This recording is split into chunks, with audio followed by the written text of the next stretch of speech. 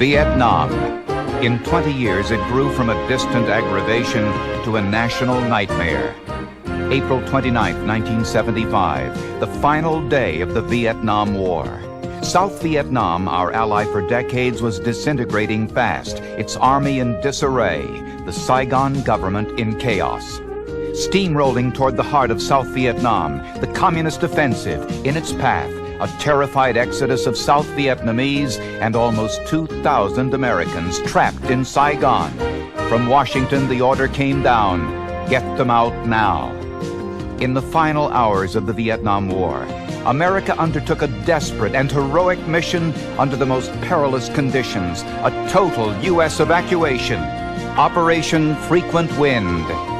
This is the story of the fall of Saigon, of the final defeat of the capital city of South Vietnam, and of the life and death struggle to escape to America in the face of the enemy. Through it all, ABC News was there. Watch now the original ABC News broadcast of a great TV news story, the turbulent end of a tragic war, America's final hours in Vietnam. From ABC News, great TV news stories with Ted Koppel, Frank Reynolds, Harry Reisner, Howard K. Smith, Tom Jarrell, Ken Kashiwahara, and the worldwide resources of ABC News. January 1973. The United States and North Vietnam signed the Paris Peace Accords. America's direct military involvement in Vietnam comes to an end.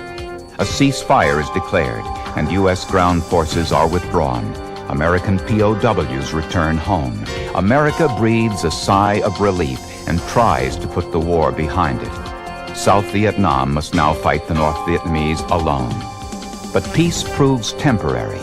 Within a year, a revitalized North Vietnam resumes attacks on the South. By the first months of 1975, what had now become Hanoi's juggernaut offensive moved swiftly ahead. South Vietnam, weakened by waning U.S. support, begins to falter. South Vietnamese President Nguyen Van Thieu and his government desperately trade land for time. As a result, the defense perimeter around the city of Saigon erodes. The day is March 13, 1975. Almost exactly 10 years ago, the major U.S. involvement in Vietnam began. It began after the communists blew up an American officers' quarters in the Central Highlands capital of Pleiku. But the real reason was that U.S. intelligence said the North Vietnamese were about to cut South Vietnam in half, across the Central Highlands to the sea. Today, the Associated Press says the South Vietnamese have decided to give up the 3 Central Highlands provinces of Kon Tum, Pleiku, and DİCH. South Vietnamese officials are quoted as saying headquarters units and some Americans in the area have been flown out, and the ground forces in the area are going to try to fight their way east to the coast. It would be the biggest South Vietnamese retreat in the whole war, and it would abandon to the communists a long list of places where Americans died: Pleiku, Kon Tum Airport, Dak To. The South Vietnamese are quoted as saying they are hampered in supplying the area and that they will consolidate in more easily defended coastal enclaves.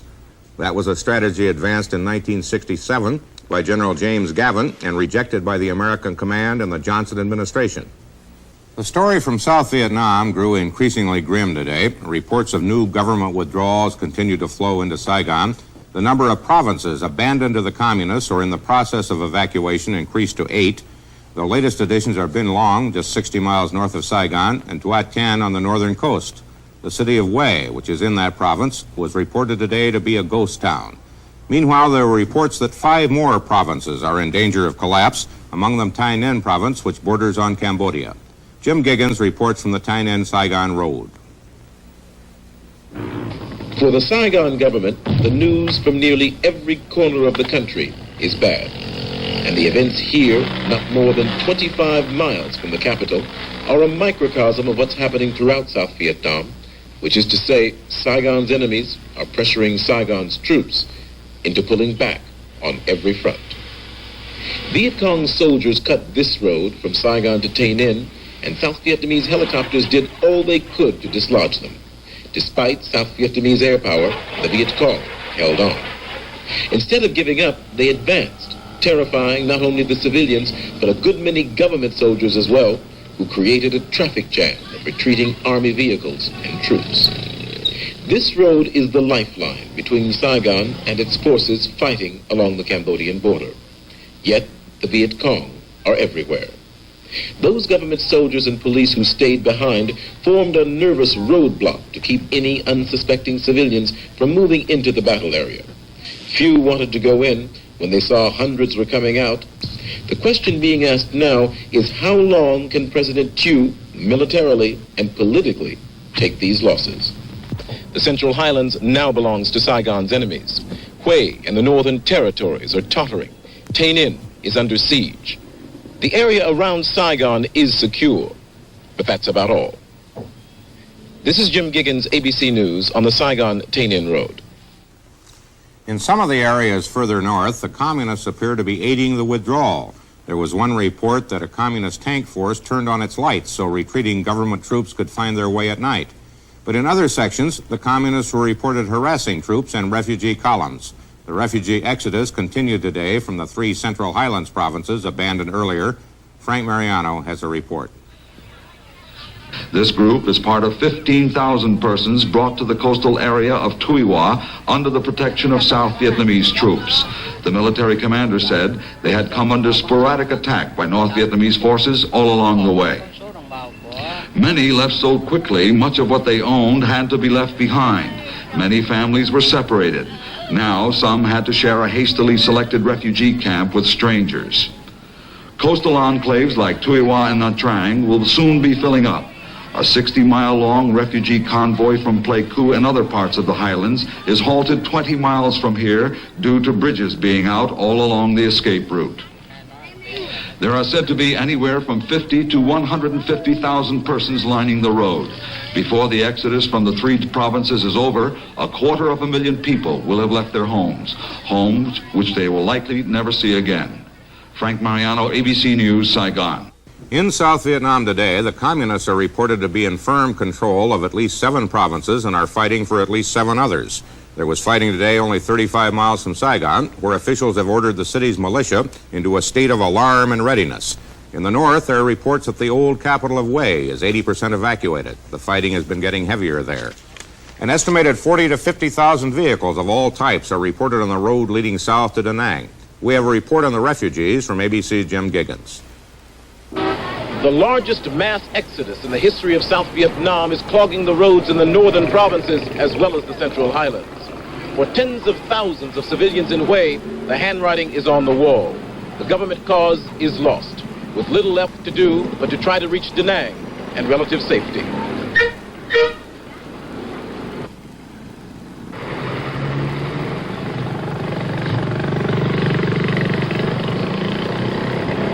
As a result of the lightning North Vietnamese Viet Cong victories these past few weeks, day-to-day life in Vietnam has turned into a question mark.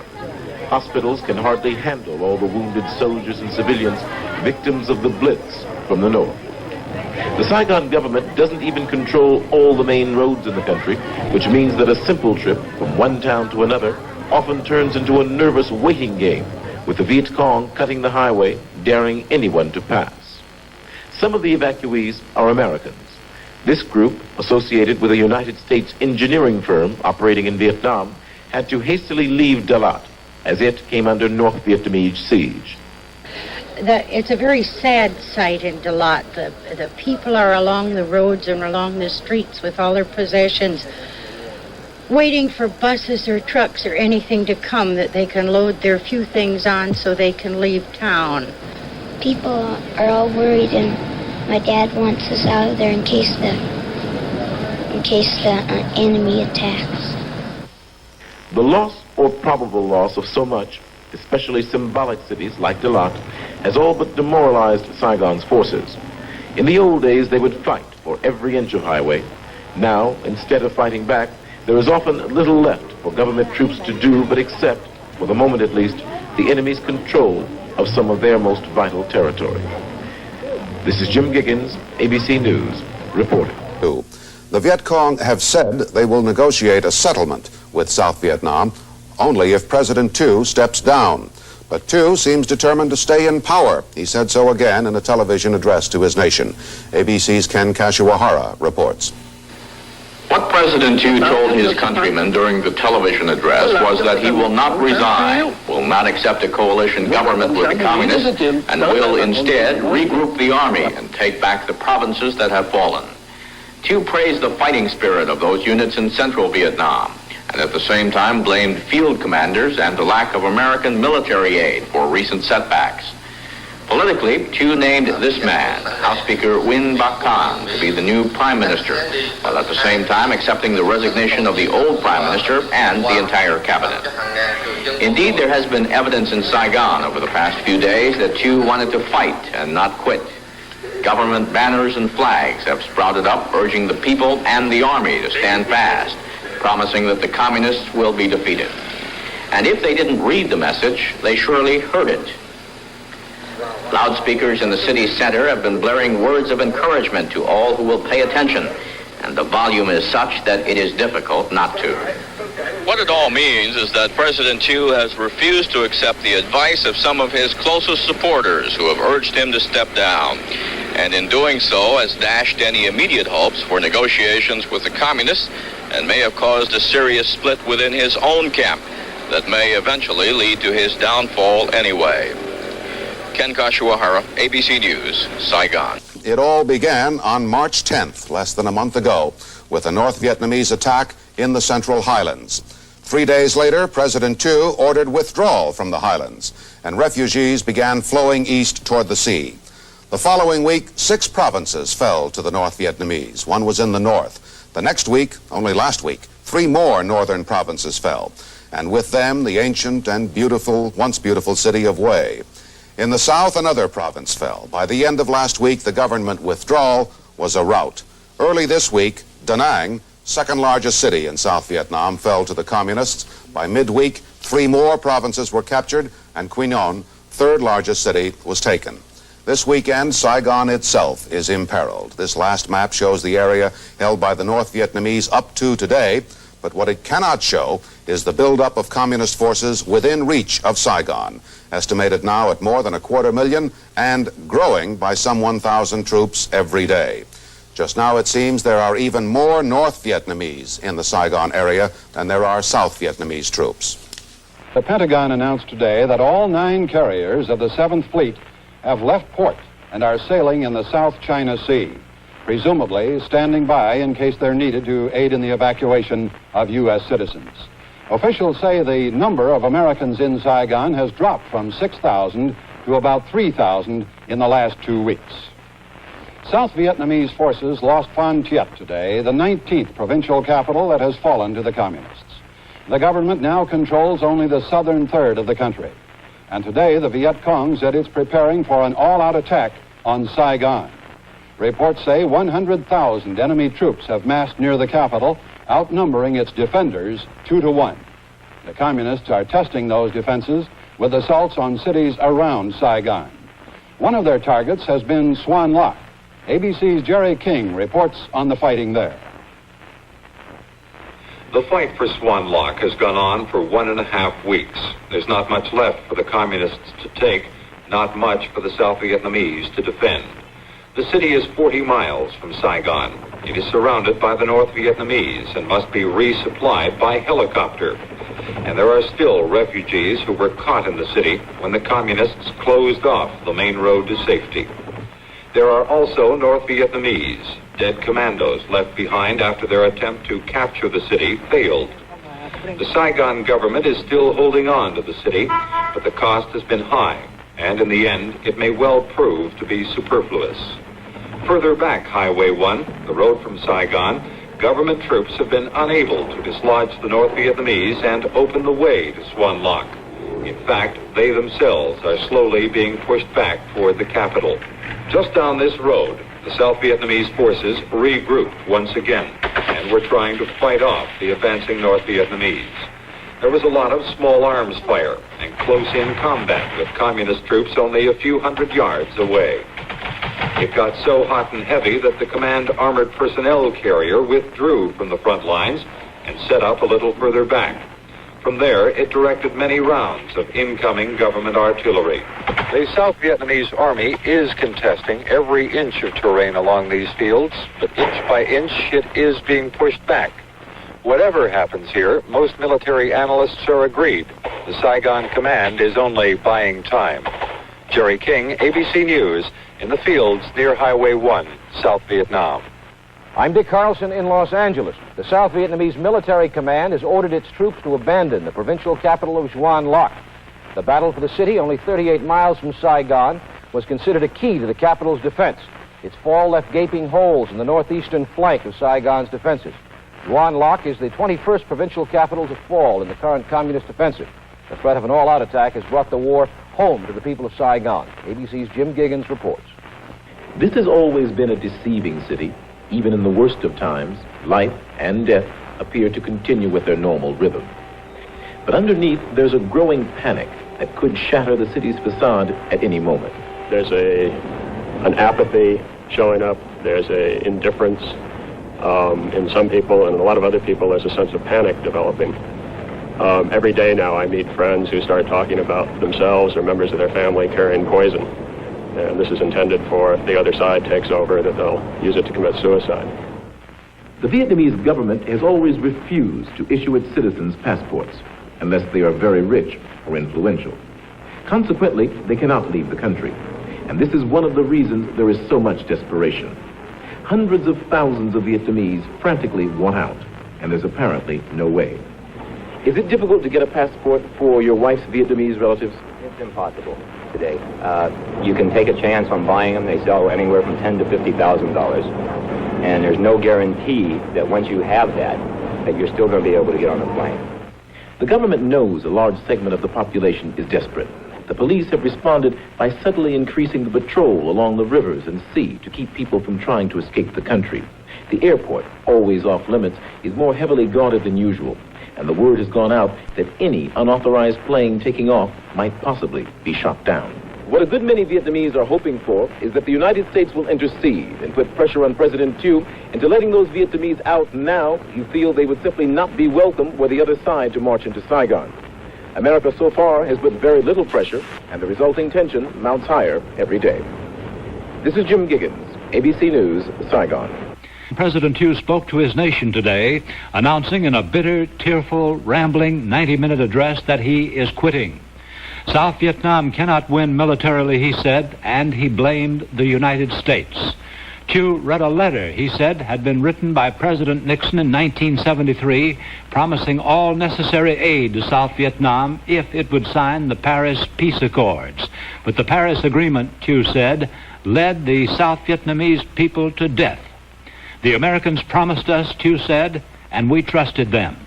And of Secretary of State Kissinger, he said, I never thought a man like Mr. Kissinger would deliver our people to such a disastrous fate. Thieu said his resignation would, quote, let the United States give Vietnam aid and open the way for negotiations. Of his own future, Thieu said nothing. While the situation in Vietnam has worsened, U.S. naval forces have been moving into the South China Sea to help with a last-minute evacuation attempt if one should become necessary. ABC's Jerry King reports. The American fleet in Southeast Asia is 40 miles off the coast. There was the attack carrier Midway, one of the 5 aircraft carriers assigned to the area. Its location was only 100 miles from Saigon. Further along, there was the Hancock, a helicopter carrier. Then we flew past the Okinawa. Like the Hancock, one of the carriers which only last week was used in the evacuation of Phnom Penh. ABC News counted between 15 and 20 American warships steaming off the coast. They seem to be patrolling back and forth, presumably awaiting word from the Pentagon if they are needed for the evacuation of the more than 3,000 Americans still in Vietnam. An evacuation is tangible evidence for the South Vietnamese that the collapse of their country is considered near. Jerry King, ABC News, over the South China Sea off South Vietnam. Here in Washington, President Ford told congressional leaders this morning that by nightfall, only about 1,500 Americans, what Mr. Ford called the barest minimum number, will be left in South Vietnam. The question remains, what happens to those 1,500 and perhaps to tens of thousands of Vietnamese who may want to leave Saigon? ABC diplomatic correspondent Ted Koppel reports. Publicly, officially, the administration is taking the position that many, possibly even most of those 1,500 Americans are going to remain behind in Vietnam to help the new Saigon government obtain a peaceful settlement. privately, the problem is spelled out much more bluntly. Evacuation plans for the last remaining Americans have to be formulated without sparking panic in Saigon. But contingency plans have already been made, and the number of Americans remaining now has almost reached a point at which everyone could be lifted out in the course of one swift operation that would take less than a day. The prospects for evacuating large numbers of Vietnamese, however, appear to be fading. Republican Senator John Tower of Texas addressed himself to that question, having been briefed this morning at a GOP leadership meeting at the White House by top administration officials. The administration probably is looking realistically at the matter now and is thinking only in terms of what is possible. This is just a few thousand, is it not? In my view, it would be just a few thousand. I wouldn't be able to specify numbers, but I would reckon it in the thousands rather than in the tens of thousands. The key question now is whether a major battle for the city of Saigon can be avoided. If it can, and Secretary Kissinger believes the chances are only slightly better than even, then the orderly evacuation of tens of thousands of Vietnamese could still be worked out.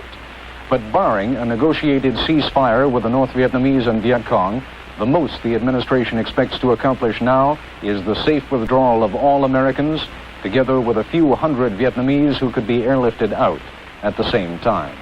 This is Ted Koppel, ABC News at the State Department. The fighting in South Vietnam was down to near zero today, while the flow of refugees out of the country sharply escalated. Efforts were underway in Saigon to form a new government that could negotiate with the communists, with the name of General Duong Van Minh, Big Min, prominently mentioned. With the communists poised for a final move on Saigon just about at will, the lull has increased speculation that something has been or is being worked out behind the scenes. But others believe the lull, which is now in its fourth day, is beginning to get ominous. ABC White House correspondent Tom Jarrell reports. The lull has gone about as long as we could imagine. I have a gut feeling something is about to change. That view was expressed today by a U.S. Vietnam expert who believes it's possible that a surrender or be attacked ultimatum could be issued by the North Vietnamese against the Saigon government within 24 hours. Such a rumor is already circulating in Hong Kong, but U.S. officials say they can find no solid basis for it. The 4-day pause after the North Vietnamese have encircled Saigon has the earmarks of a period of frantic behind-the-scenes diplomatic negotiations aimed at avoiding a final battle for the capital. The Saigon government's moves to put General Big Min back in power is described by one U.S. official as the maximum Saigon can go to prove to the other side that you are ready to quit.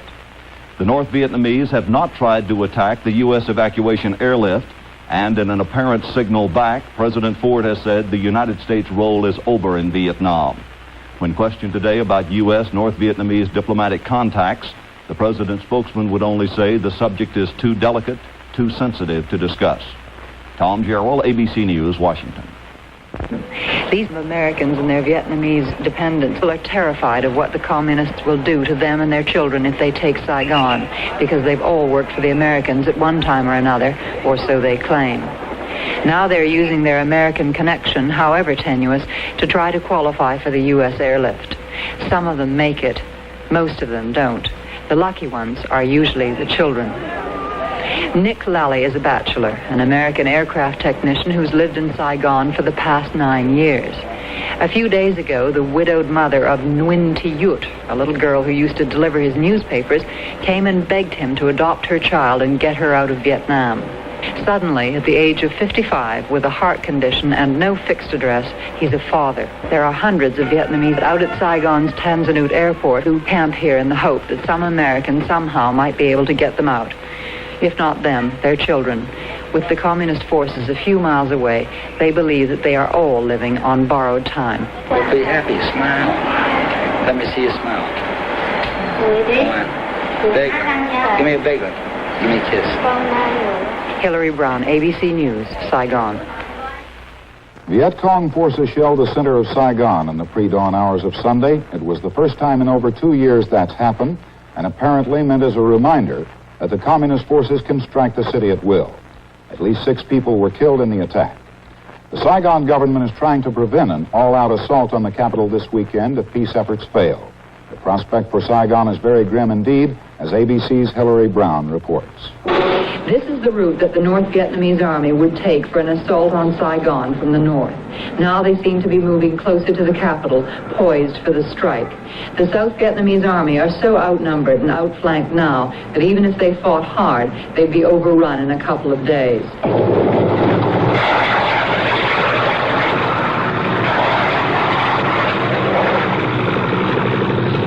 Clear that the communist forces are keeping up a steady pressure on the receding government defense line in the north, where they have at least 2 divisions against 1, and where every day South Vietnamese armor and men are withdrawn for regrouping.